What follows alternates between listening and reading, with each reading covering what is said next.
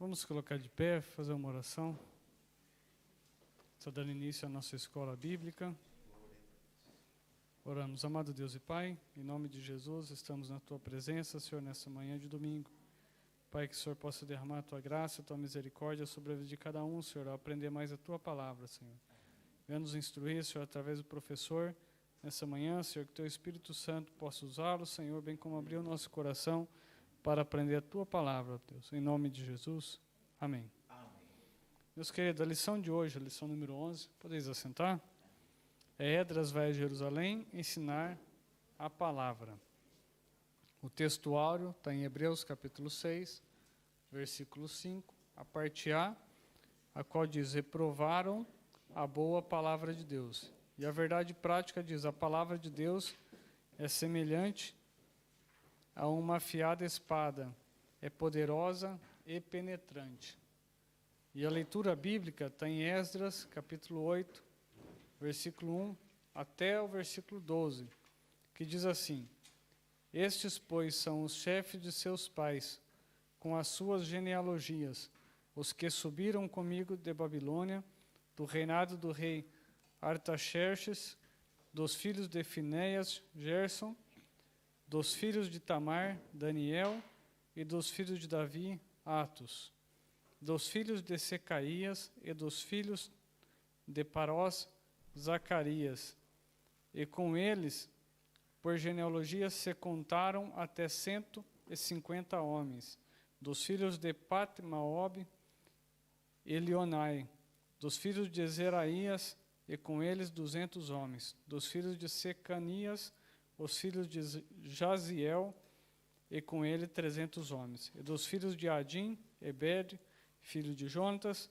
e com eles 50 homens, e dos filhos de Elão, Jesaías, filho de Atalias, e com eles 70 homens, e dos filhos de Cefanias, Zebadias, filho de Micael, e com eles 80 homens, e dos filhos de Joabe, Obadias, filho de Gidiel, e com ele 218 homens, e dos filhos de Selomite, o filho de Josifias, e com ele 170 homens, e dos filhos de Bebai, Zacarias, e dos filhos de Bebai, e com ele 28 homens, e dos filhos de Azag, Joanã, e dos filhos de Acatã, e com ele 110 homens, filhos de Acatã, e com ele 110 homens.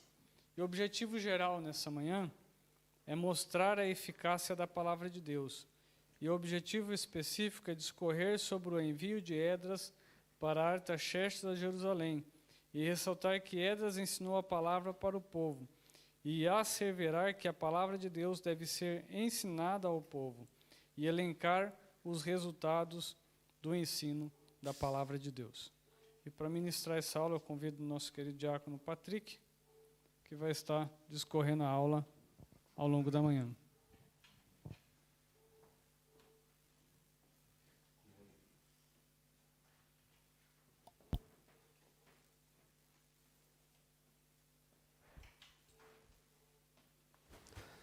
Amém. Paz do Senhor, irmãos.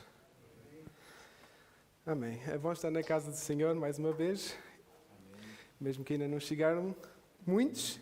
Aproveito já para desejar um Feliz Natal a todos que estão participando de hoje, que vai ser a nossa festa de Natal. E vamos então entrar no estudo. Como o pastor André já tinha dito, estamos hoje a falar sobre Esdras vai a Jerusalém ensinar a palavra. E a primeira parte que nós vamos ler vai falar muito sobre a história de Esdras e como chegou a esse ponto de poder trazer a palavra em Jerusalém. E depois vamos a ver qual é a importância de verdadeiramente ensinar a palavra de Deus. Amém? Vamos então começar na página 78, na introdução. E nós vamos hoje tentar ler muitas partes da Bíblia, por isso vou precisar da vossa ajuda. Por isso procurem já as vossas Bíblias para depois ajudarem na leitura, ok? Introdução. O grande valor do ensino da palavra de Deus é o assunto desta lição. Veremos como o governo da Pérsia enviou Esdras a Jerusalém a fim de verificar se a vida eclesiástica dos judeus estava conforme a lei de Deus. Ok? Na introdução nós percebemos já uma coisa muito interessante. é que Esdras foi para Jerusalém por causa do rei da Pérsia. Okay? Nós podemos perceber que foi um estrangeiro, um não-judeu, que enviou Esdras a voltar para Jerusalém para tratar das questões eclesiásticas, que isto quer dizer a vida da igreja, ok? Conforme a lei de Deus. E nós vamos perceber porque é que isso sucedeu. No primeiro ponto diz, Artaxerxes envia Esdras. 1. Os judeus sob o domínio dos persas. Quando o reino da Pérsia derrotou a Babilônia, os judeus que viviam naqueles lugares passaram automaticamente ao domínio do governo persa. Os judeus puderam logo constatar que os persas eram mais brandos do que os babilônicos. Ok? Nós sabemos que quando o povo judeu, o povo de Israel, foi para o exílio, para a Babilônia, eles foram dominados, foram escravizados pelo rei da Babilônia. E quando a Pérsia tomou a posse da Babilônia, eles trocaram isso. Eles deram de volta a liberdade. Aqui diz que eram mais brados, quer dizer que eles eram mais amigáveis para com o povo de Israel. Okay? Então nós vemos que há um conceito completamente diferente. O rei da Pérsia queria devolver tudo de volta ao seu lugar. Okay? Ele queria ser o rei deles, na mesma, mas com certas liberdades. Então, vemos aí a primeira diferença entre a Babilônia e a Pérsia. Segundo ponto, Esdras é enviado a Jerusalém para ensinar a lei de Deus. No seu contacto com Esdras, escriba e sacerdote, o rei ficou impressionado com o elevado grau de conhecimento que Esdras possuía da lei de Deus de Israel e quis, junto com os seus 7 conselheiros, enviá-lo a Jerusalém a fim de inquirir acerca da situação espiritual dos residentes ali. Ok? No segundo ponto, nós percebemos que Esdras já era conhecido no reino, porque senão ele nunca teria tido contacto com o rei da Pérsia, o novo rei. Eu imagino quando chega um novo rei, a primeira coisa que ele não tem é conhecimento do povo que ele tem, ok? É como quando chega um novo governo, um novo partido que vai governar, eles primeiro não conhecem o sistema, não conhecem todos os contactos que o partido anterior ou o governo anterior tinha, ok? Então, isso é a primeira coisa que tem que surgir. Mas, então, guiado por Deus, o rei de Artaxerxes já interpretou que Esdras seria uma pessoa especial, ok? E então, ele viu a sabedoria que Esdras tinha e percebeu que era necessário, eu creio que ele deve ter tido uma conversa com Esdras, que Esdras fosse para a sua terra natal, que fosse de volta para Jerusalém, para edificar, reconstruir a igreja de Deus naquela cidade. Amém? Interessante aqui é que nós estamos a ver que essa iniciativa veio sempre do rei da Pérsia. E se nós tomarmos isso para o nosso dia a dia atual, é como se Angela Merkel, como, digamos, descrente ou não crente ativo, ou alguém politicamente forte que não é forte na fé, venha dizer, vai praticar a tua fé no teu país, porque lá há necessidade. E isso é muito interessante, porque isso vemos já que tudo isso que está a suceder é um mover de Deus. Quando nós lemos na palavra que Deus pode usar até as pedras para pregar a sua palavra, é isso mesmo. Deus usa aqueles que parece que não faz sentido usá-los para pregar a sua palavra, ou para, pelo menos, movimentar as pessoas que podem pregar a palavra para eu fazer. Ok? Então, vemos essa parte aqui em relação a Artaxerxes e Esdras. Terceiro ponto. É importante carta que o rei enviou com Esdras. O rei enviou com Esdras uma carta escrita em aramaico, que está registrada em Esdras 7, 12 a 26. Através desta carta, o rei decretou: qualquer judeu que assim desejasse poderia acompanhar Esdras a Jerusalém. B. Os que fossem a Jerusalém podiam levar consigo ouro e prata voluntariamente dados pelo rei e os seus conselheiros, ou dados como ofertas voluntárias do povo. C. Os vasos sagrados que ainda estavam na Babilônia seriam restituídos. D. Qualquer despesa seria paga pelo tesouro do rei. E. Não seriam impostos aos servidores do templo direitos, tributos, rendas. F. Estas poderiam nomear regentes e juízes para que a vida eclesiástica viesse a funcionar conforme a lei de Deus. Amém? E aqui podemos dar glória a Deus porque o rei Artaxerxes está primeiro a permitir que Esdras leve o povo que ele quisesse de volta para Jerusalém. Ele está a permitir que se juntem ofertas para sustentar os servos, para sustentar essa viagem.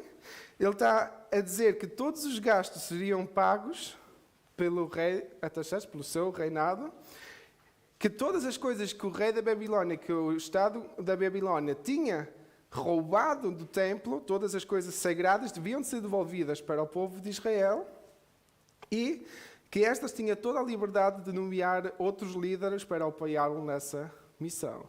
E nós vemos aqui que, quando Deus está na causa, Ele faz as coisas de uma maneira que é sobrenatural, porque é inexplicável como é que um rei, que obviamente quer ter normalmente autoridade sobre o povo, quer ser dominador, está a dar tanta liberdade a um povo, neste caso a Esdras, e ao povo que está debaixo de Esdras, que é o povo de Deus. Mas quando Deus está no controle, nós vemos que as coisas funcionam um pouco diferente. Amém? Esdras louvou a Deus que tinha inspirado o rei a fazer tudo isto, estendendo-lhe a beneficência perante o rei. E se nós vimos esta parte toda que acabamos de ler no primeiro ponto, nós podemos comparar com o tempo atual que nós estamos a viver. Se nós formos a ver bem, nós estamos hoje na igreja, no local de culto, estamos em meio a um confinamento que já começou em março, que houve certos momentos de altos e baixos, mas nós podemos estar a cultuar o Senhor ainda livremente, enquanto outras atividades são proibidas. Enquanto as escolas estão fechadas, nós podemos estar a cultuar a Deus na igreja. E se nós não reconhecemos que isso também é o mover de Deus, não sei o que é que estamos a fazer, temos muito pouca fé.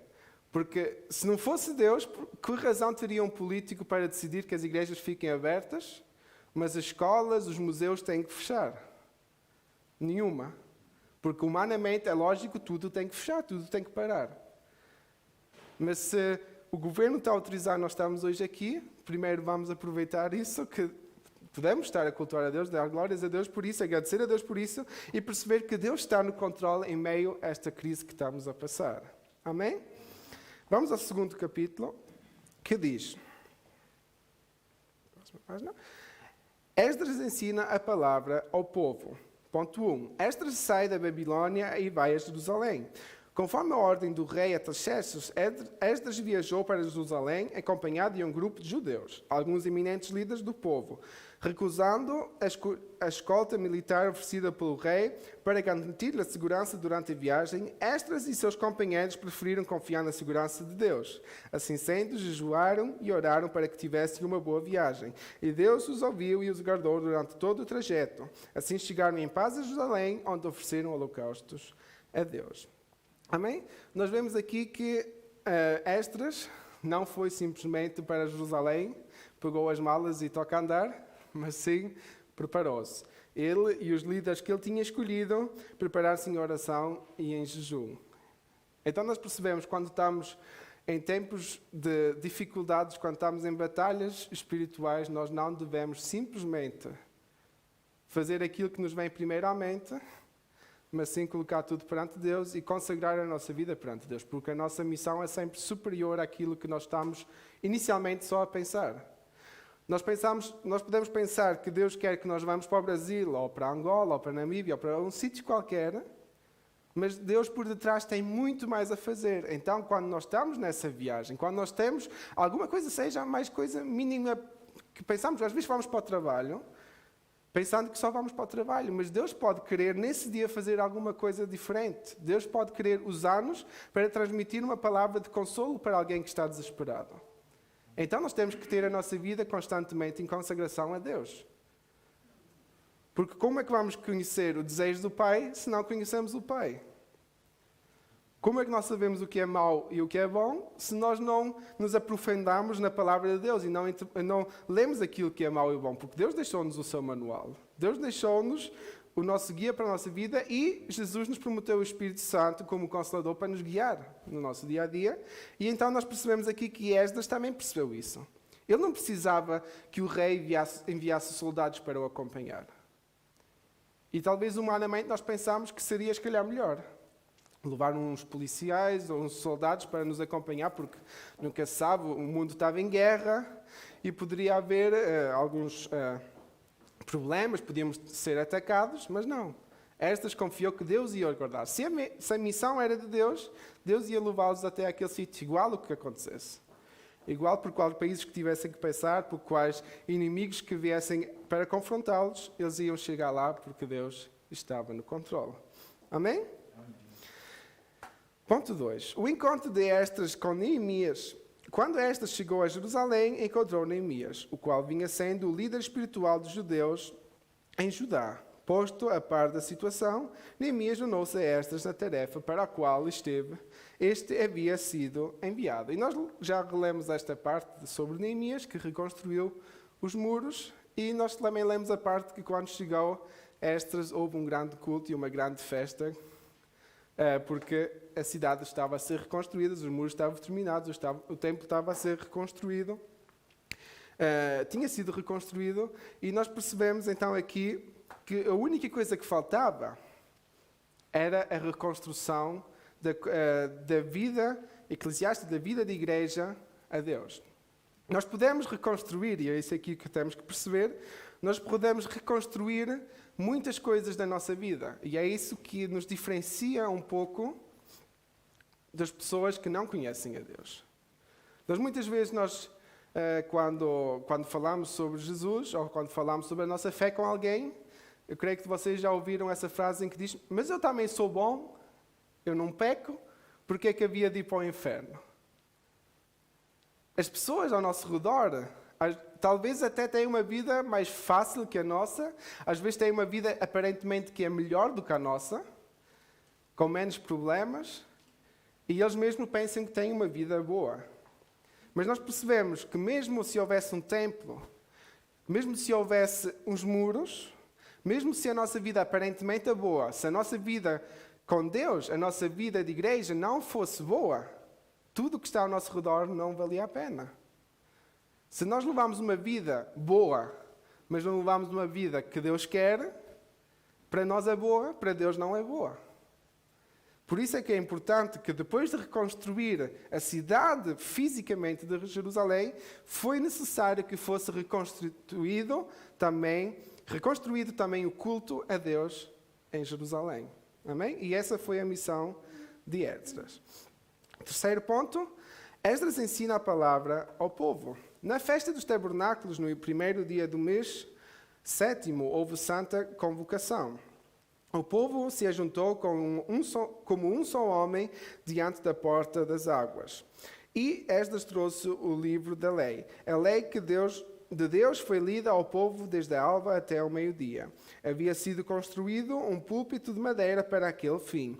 E em pé, ao lado de Esdras, havia um grupo de 13 auxiliares. Ainda cooperava um grupo de levitas. E o objetivo era fazer todo o povo entender que este estava sendo lido no livro da lei de Deus. Ok? Nós, quando lemos aqui que houve a santa convocação, refere-se ao mandamento que nós lemos na palavra que Moisés escreveu em Levítico, que foi a ordem de Deus, que havia cada 7 anos um grande culto em que todo o povo de Israel devia se reunir e participar nesse culto, em que não somente se lia as leis, os 10 mandamentos, mas se lia completamente a Torá, que era daquele tempo, eram os 5 livros de Moisés, o Pentateuco, e eram alguns livros dos profetas que ainda existiam, e certamente havia salmos que os levitas cantavam, e isso fazia-se de cada 7 anos. Então, quando esta chegou lá,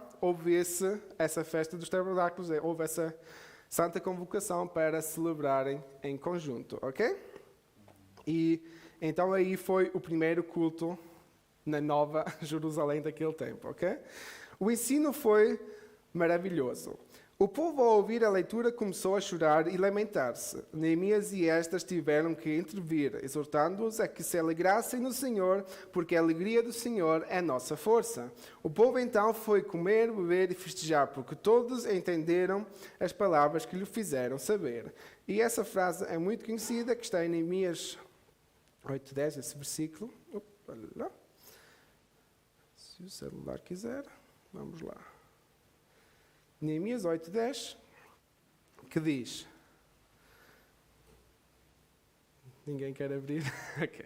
Disse-lhes mais: ide e comei as gorduras e bebei as doçuras e enviai porções aos que não têm nada preparado para si. Porque esse dia é consagrado ao nosso Senhor. Portanto, não vos entristeceis, porque a alegria do Senhor é a vossa força. Amém? Ok?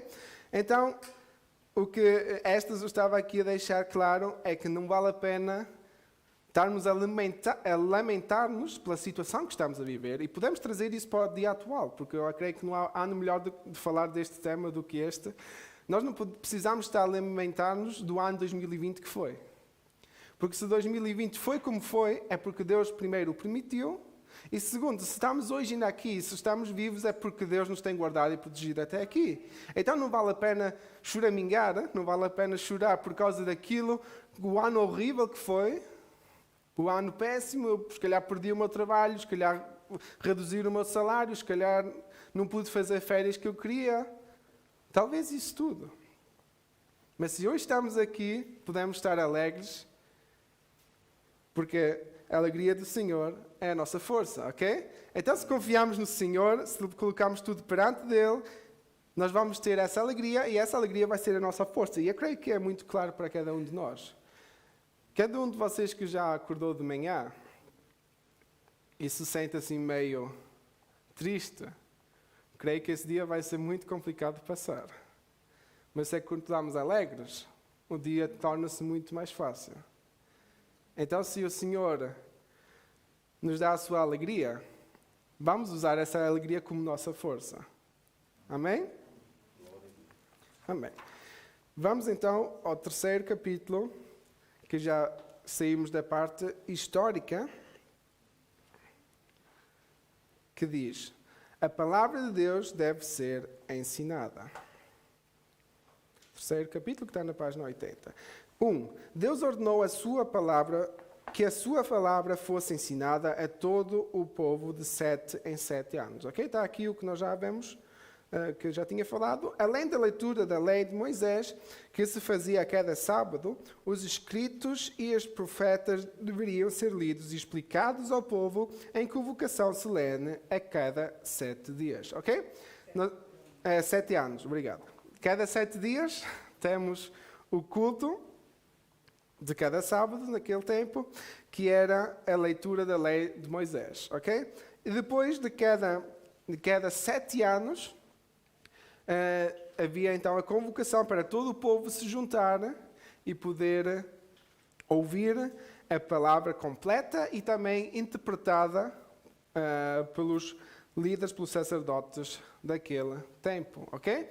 É mais ou menos como nós, quando temos um congresso, que neste caso é uma vez por ano, não é porque o congresso seja melhor do que os outros cultos que nós temos. Mas esse congresso primeiro junto ao povo todo, e estamos todos naquele propósito de ouvir e aprender mais de Deus, mais entrega a Deus. E então essa era a importância dessa convocação que havia para juntar o povo todo. Porque nós lemos em muitas partes da Bíblia que o povo se esqueceu da palavra de Deus. O povo se esqueceu de Deus. Então era necessário que o povo se juntasse mais. Ok? Os nossos cultos aqui são necessários para nos alimentarmos uns aos outros, mas nós sabemos também que às vezes é por causa do nome, não sei, mas às vezes os cultos, quando vem alguém de fora, têm outro impacto. Claro que não devia de ser assim. Não estamos a tirar o vigor ao pastor André ou ao pastor Lucas, que pregam aqui, ou dos outros que pregam aqui na igreja, mas sim, é diferente. E quando nós temos um evento, nós não temos um evento simplesmente para o ter. Mas primeiro, para as pessoas que não conhecem a Deus, ouvir a palavra, que era a causa ali, porque eu creio que também no povo de Israel havia povo discreto, não era todo o povo de Israel que eram religiosos, renhidos, né, que somente viviam, que nós sabemos que esse problema houve com os fariseus. Se havia os fariseus é porque também havia o povo que não era tão religioso, ok? Então fica claro que é necessário de ouvir a palavra e ser interpretada regularmente. Nós não vamos aqui estipular uma data, naquele tempo era de 7 em 7 anos, mas nós devemos de ouvir a palavra regularmente. E isso é importante. E aqui no subsídio que vem por cima daquilo que estamos a ler, tem uma frase interessante que diz: a lei revelava a vontade de Deus quanto à conduta do seu povo. A lei não foi dada como um meio de salvação para os perdidos, ela foi destinada aos que já tinham um relacionamento de salvação com Deus. Antes, pela lei, Deus ensinou ao seu povo como andar em retidão diante dele, com o seu Redentor e igualmente diante do seu próximo. Ok? E aqui nós percebemos que quando havia a leitura da lei, todos os sábados, nós podemos perceber que o povo ouvia a lei. Ok? Mas a lei nunca foi o meio para a salvação. A lei sempre foi simplesmente levar à consciência o qual é a moral de Deus, qual é a vontade de Deus para o seu povo. Para isso serviu a lei. E serve a lei. Servem as leis no dia de hoje também, não é? Mas a salvação era adquirida se cremos em Deus, se temos fé em Deus, se temos de relação com Deus. Então nós podemos perceber que Jesus, através da sua graça, nos deu uma facilidade de chegar ao Pai, mas já antigamente não era pela lei que as pessoas eram salvas, que era o grande erro de interpretação dos fariseus, que pensavam por fazer tudo certinho que iam agradar a Deus. Enquanto eles levavam cada tintim de tal maneira que não estava a levar a vida como deviam. O que nós podemos perceber, a nossa salvação não é pela lei, mas é pela graça de Jesus Cristo, é pelo nosso relacionamento com Deus. E em cima tem os 3 tipos de leis, e isso é só para relembrar um bocadinho e para também esclarecer, porque há muito... Creio que falámos a semana passada sobre isso. Há muitas pessoas que vivem no Antigo Testamento, no tempo de hoje. E nós claramente estamos no tempo da graça. Não quer dizer que as leis que estão no Antigo Testamento não sejam importantes para nós. Mas devemos perceber que há 3 tipos de leis. Que é a lei moral, a lei civil e a lei cerimonial. Que está em cima. Vocês podem reler, que está no subsídio bibliológico. A lei moral é aquela que é válida para nós ainda hoje, porque é a moral de Deus, é a vontade de Deus, são as regras determinadas de Deus para um santo viver, para uma vida consagrada a Deus.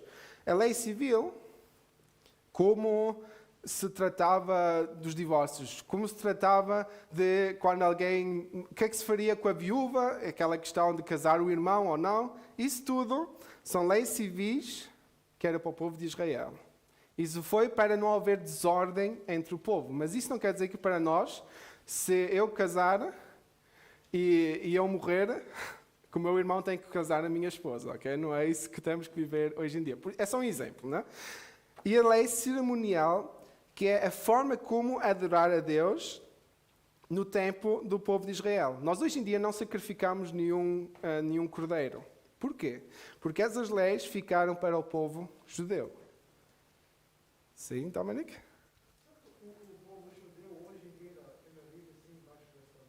O povo judeu, os que não aceitaram Jesus como Messias, vivem debaixo da lei porque não conhecem outra forma de agradar a Deus.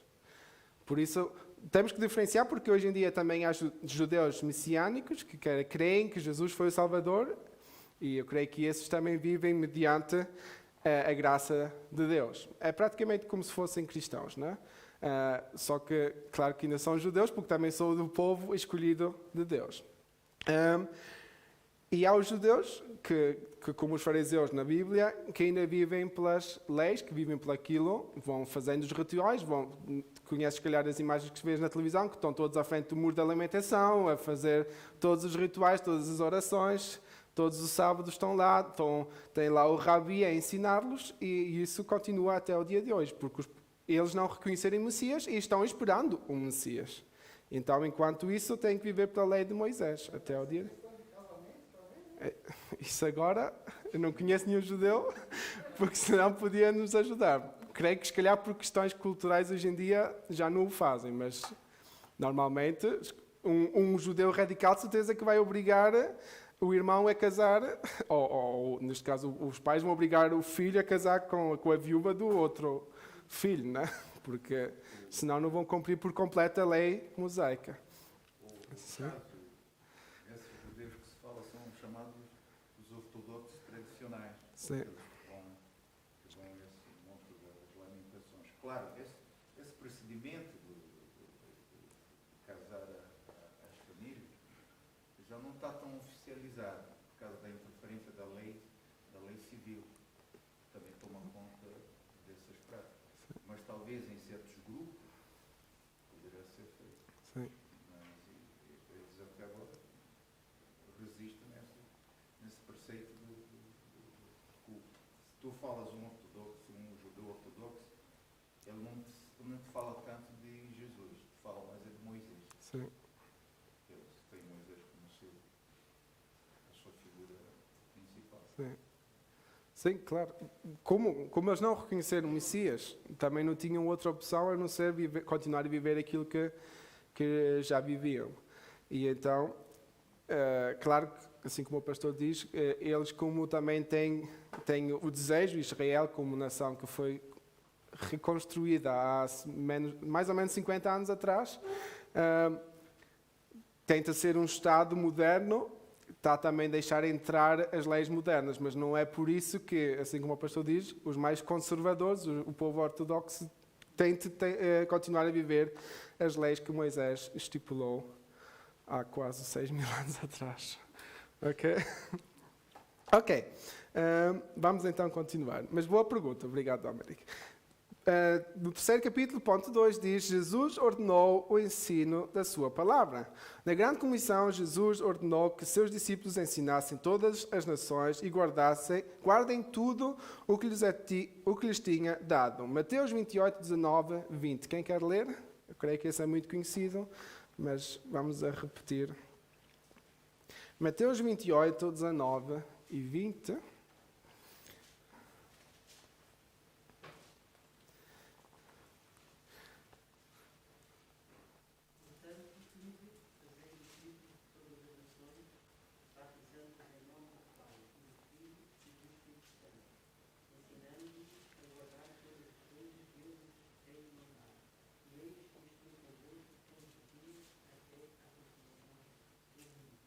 Amém. Obrigado, irmão Maximino. Então fica aqui claro, Jesus diz aqui 2 vezes: ensinai a todas as nações e ensinai-lhes a guardar todas as coisas que vos tenho mandado. Ok? Então Jesus deixa aqui até 2 vezes claro que é importante ensinar. Eu creio que deve ser óbvio, né? Porque o ensino é que nos ajuda a crescer. Se uma criança vai para a escola, aprende a matemática, é para ela continuar a desenvolver esse sistema matemático na sua cabeça. Se nós chegamos aqui à igreja ou em casa, quando estamos a ler a palavra, continuamos a estudar, nós vamos crescer, ok? Porque só podemos crescer se formos ensinados. Porque senão não vamos aprender nada. Houve estudos, né, que fizeram com crianças, eu não sei se vocês ouviram, que é assim meio cruel. O que é que acontece quando uma criança, por exemplo, os pais não falam com a criança? E nós vemos que essa criança não se desenvolveu. E houve casos que até esses bebés morreram, porque falta de contacto social, eles não tinham como aprender a falar, eles não tinham como aprender a movimentar-se, eles não tinham como aprender a desenvolver empatia uns para os outros, a ter amor, carinho. Então nós percebemos que o ensino é importante. Por isso é que nós também, sempre quando abençoamos as crianças, né? A entrega das crianças perante o Senhor, damos essa responsabilidade aos pais de ensinar os seus filhos, porque o ensino é importante. Aquilo que uma criança aprende, principalmente na infância, ela vai saber sempre. Se a irmã Morena dizer ao Orimel, não faça isso, não faças aquilo, mesmo que ele naquele primeiro momento não aceitar, quando ele estiver com 30 anos, estiver perante uma situação que vai infringir aquilo que aprendeu em criança, primeiramente a consciência vai começar a trabalhar. Porquê? Por causa do ensino. E assim é também com a palavra. Nós devemos de aprender para conhecer mais a Deus, mas também para a nossa vida tomar um rumo diferente. Se ninguém nos ensinar que não devemos ir para a direita, nós vamos continuar a ir para a direita. Ok? Se ninguém nos ensinar que Jesus é o único caminho, nós vamos crer que Buda também pode ser uma opção. E então é necessário que alguém nos ensine e, por isso, desenvolver um relacionamento com Deus. Ok? Ponto 3. O apóstolo Paulo reconhecia a importância do ensino da palavra. Vejamos. Conjuro-te, pois, diante de Deus e do Senhor Jesus Cristo, que pregues a palavra.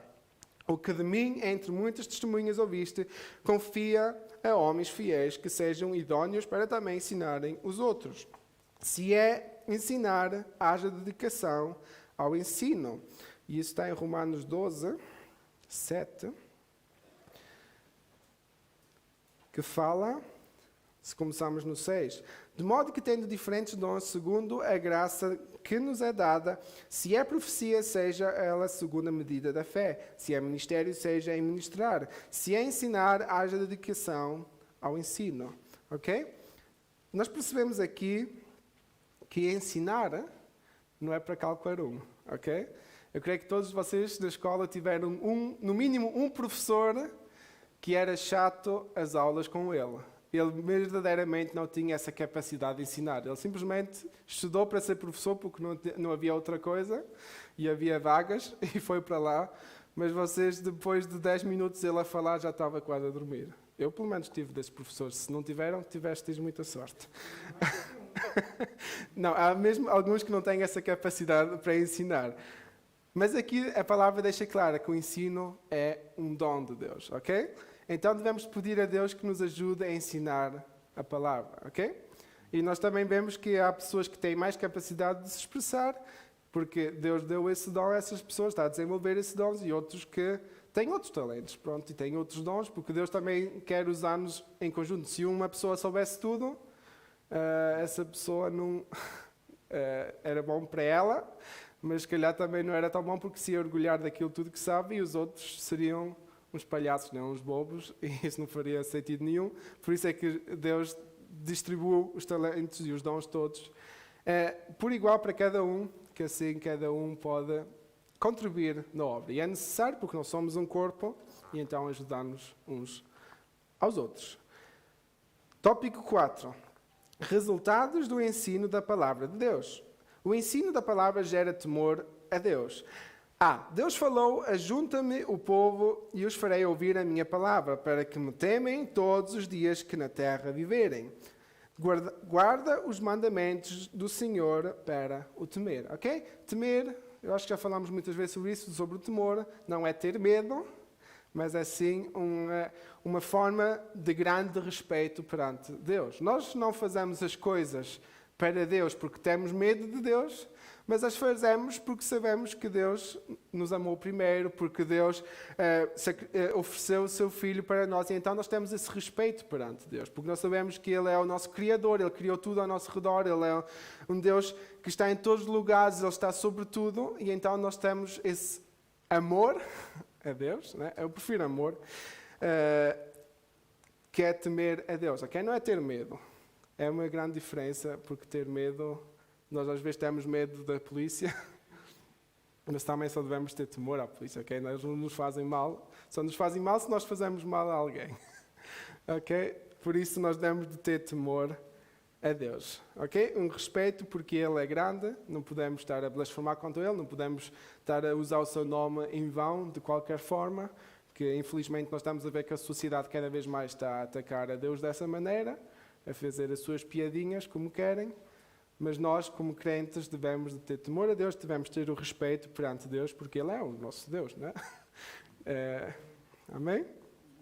E Ele também é o nosso Pai, e eu creio que vocês todos têm um certo respeito aos vossos pais, não é? Pelo menos devíamos de ter. Às vezes, eu também sou jovem, às vezes nós saímos nos carretes, como se diz em português, às vezes saem-nos coisas pela mente, aquilo que está na nossa língua, mas nós devemos de ter sempre o respeito perante os nossos pais e ainda mais perante o nosso Deus, Pai. Amém? B. Pelo temor a Deus, o crente se aparta do mal, se desvia do mal e aborrece o mau caminho, ok? Então nós devemos de ter temor a Deus, que isso nos automaticamente separará do mal, porque se queremos fazer a vontade de Deus, automaticamente não vamos fazer a vontade do mal, ok? C. Como resultado do ensino da lei, nos dias de Esdras, o povo confessou seus pecados, apartou-se de deuses estranhos, adorou ao Senhor seu Deus e com ele fez firme concerto. A palavra de Deus é o poder de Deus. Amém? Nós podemos aqui também perceber que foi necessário que Esdras chegasse. Porque o povo de Israel esteve 60 anos no exílio e aprenderam coisas de todas as culturas que estavam lá com eles. De certeza que houve coisas que vieram da cultura asiática, que já existia naquele tempo, coisas que vieram das culturas africanas, que já existiam naquele tempo, do Médio Oriente não se fala, culturas... Pronto, os romanos ainda não são falados muito naquele tempo, mas já havia de certeza culturas também europeias, que nós sabemos que, por exemplo, os alemães, antes de ser cristãos, né? Graças a Deus que Deus também entrou neste país, era uma cultura, heidnische cultura, né? Uma cultura muito adoradora a deuses, tinha um grande serviço a deuses pagãos. E por isso, creio que essas culturas também chegaram ali naquele exílio, né? E o povo de Israel estava cheio de confusão na sua cabeça, porque tinha ouvido tantas coisas e muitos deles esqueceram-se das suas raízes, porque nem todos foram como Daniel, que se entregaram a sua vida e oravam 3 vezes ao dia e estavam sempre em comunhão com Deus e aprendiam da palavra. Uns chegaram lá e começaram a viver a vida que queriam, né? Sentiram-se como imigrantes e fizeram a vida como queriam, porque também estavam longe do país, ninguém estava lá para controlá-los. E às vezes temos essa tendência, quando estamos fora do nosso país, quando estamos fora da igreja, quando estamos fora, levamos a vidas que nós queremos, e isso tem um grande perigo. E devemos perceber que foi necessário que Esdras ensinasse para o povo reconciliar-se com Deus e levar ao perdão. E isso é muito importante. Se nós estamos aqui à frente, principalmente aqueles que trazem uma palavra, a palavra deve sempre, claro, há tantos temas na Bíblia para falar, mas a palavra deve sempre levar, primeiro, deve ser em adoração a Deus, e segundo, deve ser cristocêntrica, isso quer dizer, tudo que nós falamos deve levar a honra e a glória a Cristo, e deve mover os corações para levar ao perdão. Nós nunca podemos pregar aqui uma coisa contra outra igreja, porque isso não vai levar ninguém a perdoar. Não vai levar a ninguém... Por exemplo, imaginemos que algum irmão ou uma irmã chegou aqui de outra igreja, porque lá a situação, se calhar, não está bem, e aqui nós à frente do púlpito, em vez de estar a falar bem dos nossos irmãos, estamos a falar mal de uma igreja. O que é que nós estamos a produzir? Estamos a produzir ódio naquela pessoa que saiu daquela igreja, porque ela vai dizer, eu tinha razão. Eles são assim, e os outros também sabem. Nós não estamos a ajudar essa pessoa a perdoar, porque nós devemos perdoar até mesmo aos nossos inimigos. Nós devemos amar os nossos inimigos. Amém? Então, o fim do ensino, o fim de uma pregação deve ser sempre levar o perdão dos nossos pecados, o perdão uns aos outros. O fim deve ser mesmo nos tocar de maneira que nós reconhecemos que necessitamos de Deus e que necessitamos do seu perdão e que necessitamos de perdoar uns aos outros, em meio a todas as dificuldades, em meio a todos os problemas que nós temos. E há momentos que nós não conseguimos ver certas caras, mas nós devemos pedir perdão, porque o que é que nos ajuda a odiar alguém? Não ajuda nada. E nós nunca sabemos quando é que será o nosso último dia. Se vamos ficar com esse ódio, nós sabemos que o céu não será o nosso lugar, porque nós devemos de perdoar. E é duro, porque eu não quero ir para o inferno porque odeio alguém. Eu não quero ir por causa de coisas pequenas para o inferno. Eu não quero ir por nenhuma razão para o inferno, não é? Para estar claro. Mas nós não devemos de por coisas mínimas que nós deixamos desleixando, deixar que a nossa vida perca o controle. Porque são essas coisas pequenas, são essas brechazinhas pequenas, como nós ouvimos na parte do muro, da reconstrução do muro, são essas coisinhas pequenas que fazem com que o diabo entre na nossa vida e não só comece a tragar-nos, mas a destruir-nos. Amém? Ok. E esse é um dos poderes da palavra de Deus, é uma das coisas que a pregação deve de trazer em nós. Segundo, porque o tempo está a correr, já são 11 horas, eu tenho que correr mesmo. Segundo, o ensino da palavra implanta normas espirituais nos crentes. Essas normas dão formas a manifestações da nova vida naquele que se converte, naquele que, pela operação do Espírito de Deus, passa a andar nos estatutos de Deus. Vejamos algumas destas manifestações da nova vida. O crente é honesto a toda a prova, ok? Um crente deve ser honesto. Leiam os versículos em casa, era para ler em conjunto, mas nós não vamos ter tempo. B. O crente jamais mente, ok? Uma das características de um crente é nós não mentirmos, ok? Também não por causa dos trabalhos da escola que não fizemos, ok? Vamos ser sinceros, não devemos de mentir e acabou. O crente tem o testemunho da sua consciência no Espírito Santo de que não mentiu. Jesus disse, seja porém o vosso falar sim, sim, não, não, porque o que passa disso é de procedência maligna, ok? Sim, sim, não, não. Uma parte, eu não sou casado, mas isso é também muito importante, principalmente para os casais, porque vocês quando se casam tornam-se uma só carne. E para os filhos é muita confusão quando um pai diz que sim e uma mãe diz que não. E isso vai trazer um grande conflito no futuro dessa criança. Por isso, tenham cuidado que o vosso sim-sim torna-se um sim-sim unânime e um não-não unânime, ok? Pronto, isso é uma parte, mas eu creio que se tivermos ainda a chance, o pastor André nos vai dar mais um curso para casais. Eu já tenho um plano, vou falar, não pode. Assim a culpada vai ser sempre a Thalita, coitada, também. Ela vai ser sempre a má. Pronto, eu acho que essa estratégia é geral dos pais. Os pais deixam sempre a culpa para as mães. Vamos C.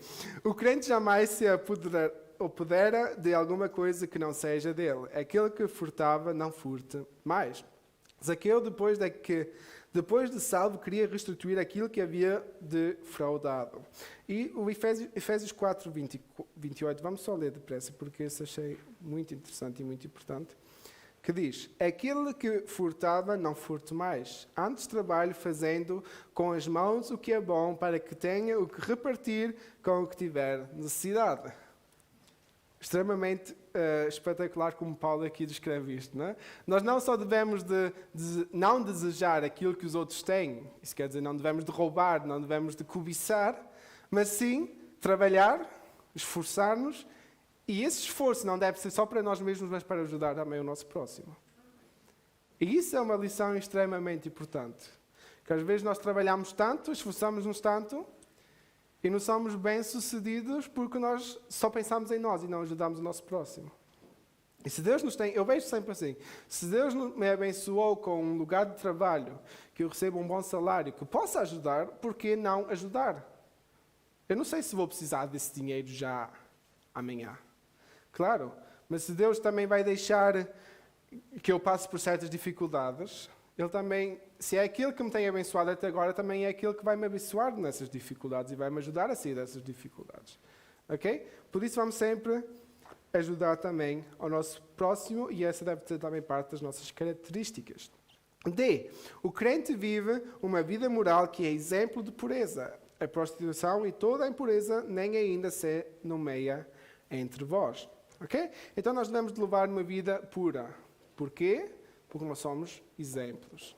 Ok? E isso é importante. Porque as pessoas olham para nós, mesmo que nós às vezes não pensemos ou não notemos, mas as pessoas olham para nós.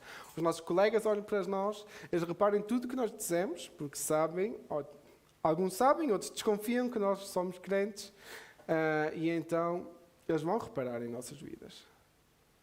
Então nós temos de ser exemplos e levar uma vida pura, ok? E é essa a missão que também Jesus nos deixou, dizendo quando nós somos sal e luz, né? O crente jamais dá falso testemunho de alguém, ok? Nós nunca devemos de abusar da nossa autoridade como pessoas, da nossa língua para fazer o mal a alguém. Falso testemunho não é só no tribunal. Falso testemunho é quando nós ouvimos de terceiros alguma coisa e começamos a espalhar essas notícias. Isso é falso testemunho. Falso testemunho é quando nós ouvimos a notícia que a vacina é do anticristo e começamos a partilhá-la. Ou vocês sabem se a vacina é ou não é. Isso temos de ter muito cuidado, porque nós estamos a testemunhar mal dessa empresa, nós estamos a testemunhar mal dessas pessoas que estão lá a trabalhar. E nós, como crentes, a última coisa que nós devemos fazer é dar falso testemunho de alguém. Nós pensamos às vezes que não devemos falar mal do nosso irmão, mas os nossos governantes podemos falar à vontade, porque é a nossa liberdade de opinião, eu tenho o direito de falar de tudo. Claro, eles não fazem muitas vezes as coisas corretas, mas o nosso dever não é julgar os outros. Mas é assim, nós orarmos pelos nossos governantes, é orar pelos nossos encarregados, é orar pelos nossos patrões, pelas nossas empresas. E orar também por esta vacina. Só Deus é que sabe o que é que vai sair daqui. Se nós vamos morrer por causa dela, olha, Deus permitiu. Se nós vamos ficar melhores por causa deles, glórias a Deus, porque Deus deu a ciência e nós vamos poder ainda celebrar a Deus muitos anos juntos. E eu creio que a maior alegria de cada um de nós é quando nós podemos voltar a pôr aqui as nossas 100 cadeiras, poder estar aqui a cantar à vontade, ter um grupo de louvor de 20 membros, sem que haja problemas. Amém? Então vamos continuar a orar pela ciência para que saia o que sair, que seja o melhor, que seja para a honra e glória de Deus. Amém? Ok? E não vamos dar falso testemunho de ninguém, nem de nada, mesmo a sério, ok? Terceiro ponto, porque o tempo corre mesmo. O ensino da palavra dá conhecimento à igreja. Dá conhecimento.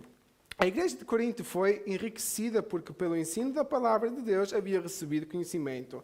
Consideremos. O conhecimento consolida a força, porque pelo conhecimento podemos saber o que nos é dado gratuitamente por Deus.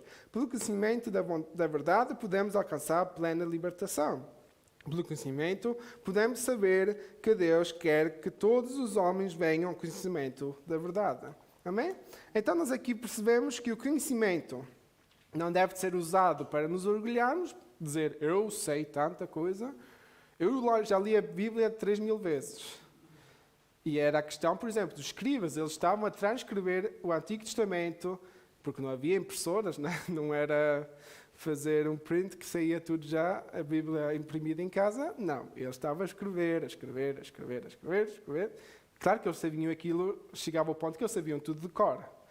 Porque quem tem que copiar tem que saber o que está a copiar, né? Está sempre a ler a mesma coisa, sempre a mesma página. E creio que talvez eles até, um escrevia uma página, o outro escrevia a outra, para não haver enganos. Então aquele já sabia a página de cor, né?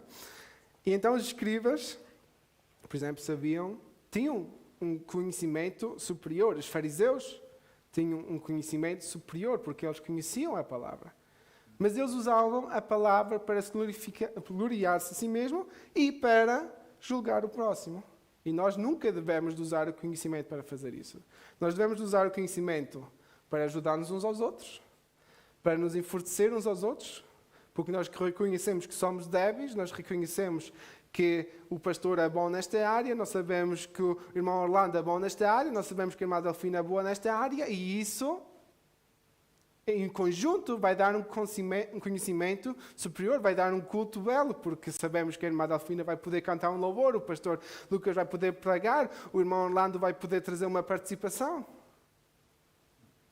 O conjunto todo é que vai ser bom, vai nos trazer uma força, ok?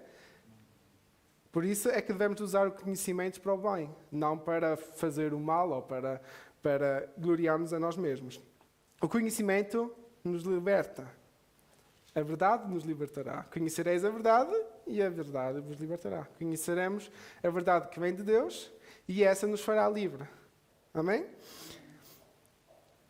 E é isso que o conhecimento deve ser. Deve ser um transmissor da verdade. Nós não devemos usar a nossa sabedoria para fazer o mal, mas sim para que as pessoas conheçam a Jesus, que é o nosso Senhor e Salvador. E o ponto B, para terminarmos, porque estamos a terminar mesmo. Okay. B. Pelo conhecimento podemos saber como agradar a Deus. Agradar a Deus não é resultado da nossa própria força, mas o próprio Deus nos dá graça para agradá-lo. Amém? Então nós vamos conhecer toda a Bíblia, todas as leis, tudo aquilo que nós aprendemos através da palavra é para nós agradarmos a Deus. Não para ter medo de Deus, não para pensar que Deus está aí para nos matar, como Ananias e Zafira, Mas se for necessário, Ele vai nos deixar passar por certas dificuldades para nós batermos com a cabeça e aprendermos. Amém? Deus já não vai, se calhar, abrir o chão, como fez no tempo de Moisés, para que o povo todo caia diretamente no inferno. Mas Deus vai deixar que nós passemos por um ano 2020, que nós talvez estávamos a pensar, é este ano que vou fazer uma vida boa, e Deus nos leva à mente que a vida está nas mãos dele. Amém? Então vamos ter esse conhecimento, reconhecer que verdadeiramente precisamos de Deus e através da sua graça é que nós podemos ter uma vida boa, através da sua graça é que nós podemos ter uma relação com Ele, através da sua graça é que podemos ser perdoados e também perdoar. Amém? Então, eu entrego ao pastor André. Obrigado pela atenção.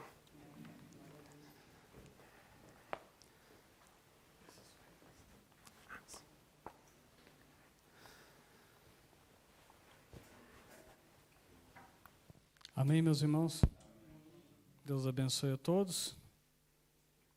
Uma excelente aula. Deus abençoe o Patrick por ter ministrado essa aula aos nossos corações.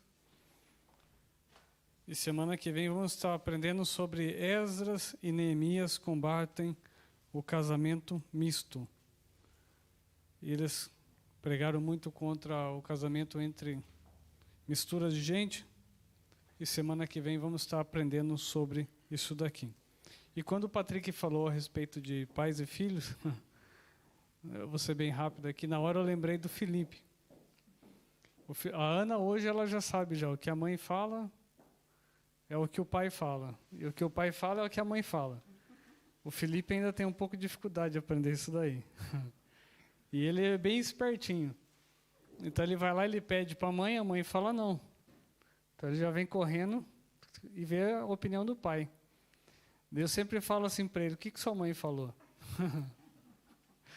Ele fala, a mãe falou não. Eu falei, então é não. Eu falei, a da mãe é a última resposta. Se ela falou não, é não. Porque criança é esperta, irmãos. O Felipe agora ele começa a fazer por gesto. Ele quer jogar videogame, ele olha para mim, ele não vai pedir para a mãe, porque ele já sabe que a resposta é não. Então ele olha para mim e faz assim, pai. Daí eu falo para ele, eu falo, pergunta para a mãe. E essa semana o Felipe ensinou o pastor Lucas a jogar videogame. Irmão, o Felipe é esperto, porque ele estava de castigo do videogame, ele aproveitou que o pastor Lucas estava lá. Ele falou, pastor, vem aqui, quero mostrar um negócio para o senhor. Depois a Érica olhou e falou, você é esperto, menino. Você deu um jeitinho de ligar isso daí. Mas é criança, irmãos. Mas é assim, é o que o Patrick mencionou a respeito do sim, o não, né? Saber ouvir um ao outro. Amém? Deus abençoe a todos. Então, domingo que vem, permitindo o Senhor, estaremos aqui na nossa última escola bíblica.